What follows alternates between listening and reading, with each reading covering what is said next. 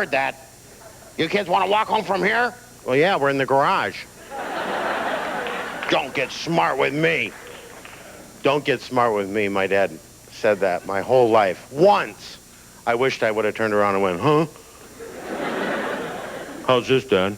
Am I acting dumb enough for you? Because he'd threaten us. I'll drive you 20 miles and drop you off. That's how far I had to walk to school every day. My brother would chime in, you didn't have any shoes either, did you, Dad?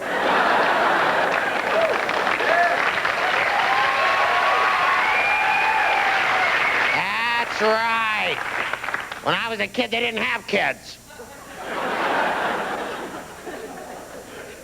My dad would always pull this on you, too. Well, don't worry, I was in a war. How do you top that if you weren't in a war? Well, I saw a war once. On CNN. My dad loved his car. That was actually the thing he loved most. He'd introduce it to people. It's my Bonneville. My family over there. I'd trade them, man. It's an American-made car. Could drive it head on to a train and live. You ought to try that, Dad. It'd be a heck of a commercial. Don't get... Getting in the car was a big deal when I was a kid. Not anymore for kids, but when I was a kid, you had to... Dad, could I use the car? Could I use the Bonneville? No. Take the Rambler. It's got a pink door.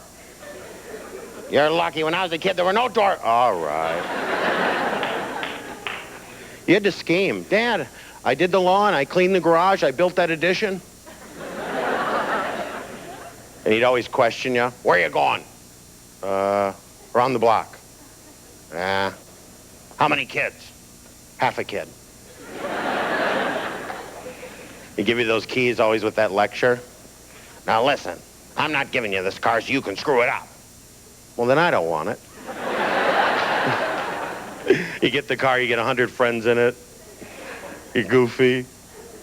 Then you hit that tractor. You didn't even know you were in a field, did you? All your friends leave you. Good luck. See you, Lou. Good luck. That guy comes out from the station named Smitty. Always that look on his face.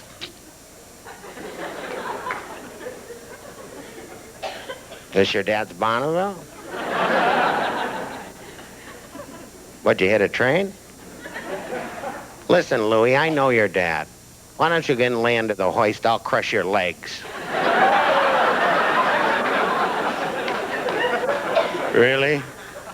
About where would you crush him? When you have to drive that car home, park the smash side away from the house. Your dad's in the kitchen cutting bread with a big knife. Scenes from Stephen King flash through your head. Walk in the house, throw the keys on the table. Why not? They're of no use anymore. Your dad suspect. You're home awful early. You better not have screwed up that car. You won't be driving it anymore. Either will you.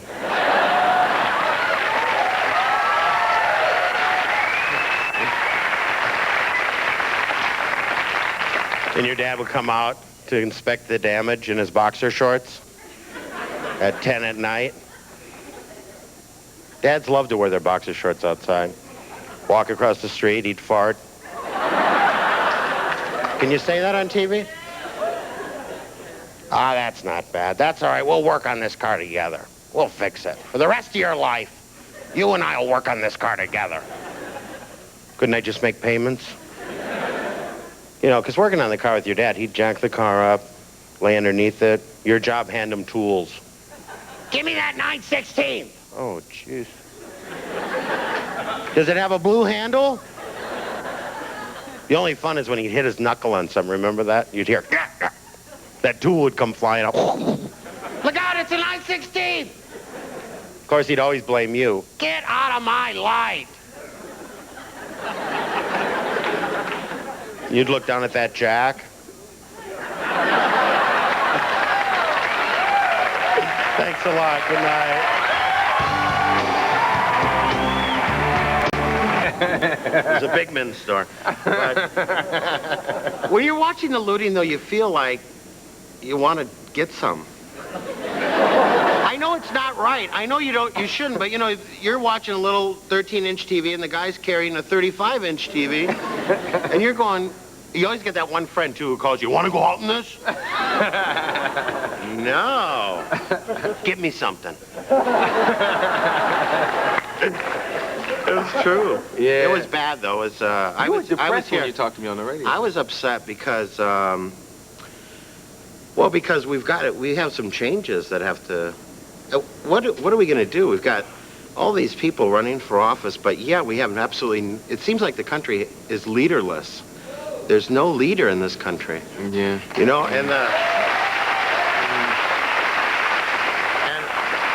when I was growing up, when you were growing up, there were people who were down and out. There were bums. There were, people in those situations. But I remember people would actually stop and help somebody who was laying in the street.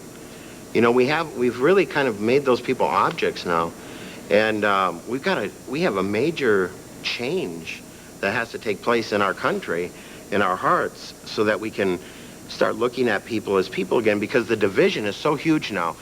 If you have nothing, you're going to loot, and you're going to be destroyed. You have nothing to lose. Yeah.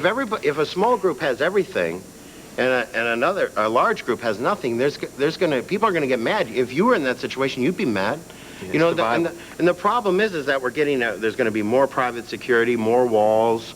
There's going to be more of that isolating ourselves, and we've got to stop doing that. We have to really make an effort, no matter how painful it is and how scary it is. We have to make an effort to connect with all the people that we formerly did not know. We just don't communicate. I can use myself as an example, but I grew up.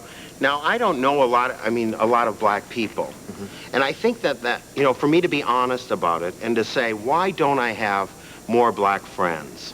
Why am I not in that situation? Well, in this country, we really grow up in a segregated way.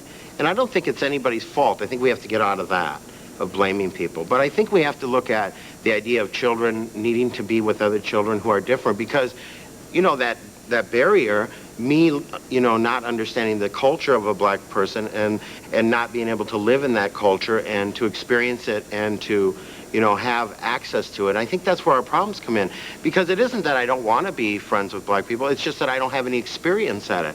And when you don't have any experience at something, you don't know how to do it. You feel uncomfortable. You feel stupid. You don't feel like you fit in. You have an established culture. White people have an established culture, and the two have never really been asked to interact in a really positive way. That's the. Good.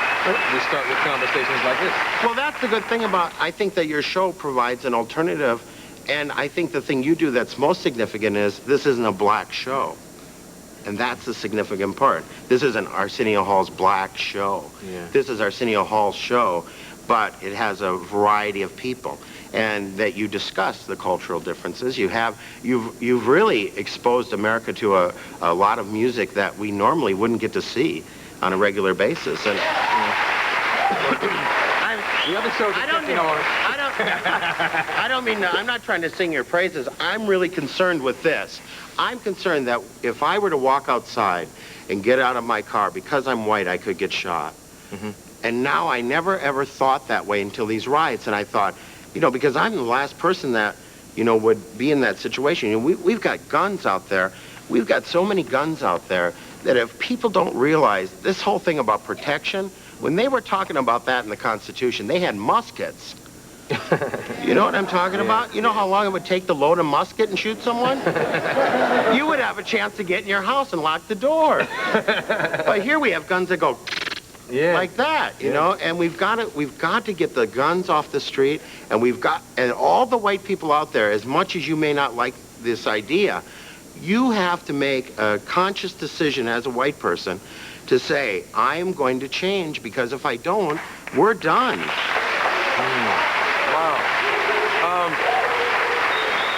Well, we got sidetracked now. Wait a minute, I'm supposed to be a comedian. Yeah. I get serious about this stuff, because what are we going to do? I mean, it's obvious that Bush has not offered us that. He's You know, he's just not giving us that, you know, availability as a leader to say, hey, let's do these things, let's change. Clinton, you know, he's all right, but Perot, I don't know, he's a billionaire. You know, have him just distribute some of that money. I'll tell you what. Okay. Why doesn't Ross Perot right now take a half of all of his money, if he's really serious about leading this country, take half of it. If he would take half of his money, everybody in the country would take half of their money, and we would distribute it to the people who need it. There's no excuse that there's a homeless person and that there's anybody laying in the street. And we've got to get the government behind, stop bringing this crack in.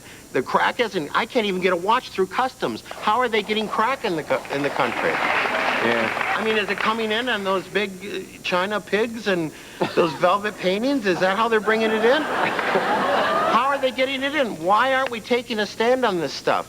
Our country is becoming destroyed. And as a people, we are losing everything. And it is not a thing for November, it's a thing for tomorrow.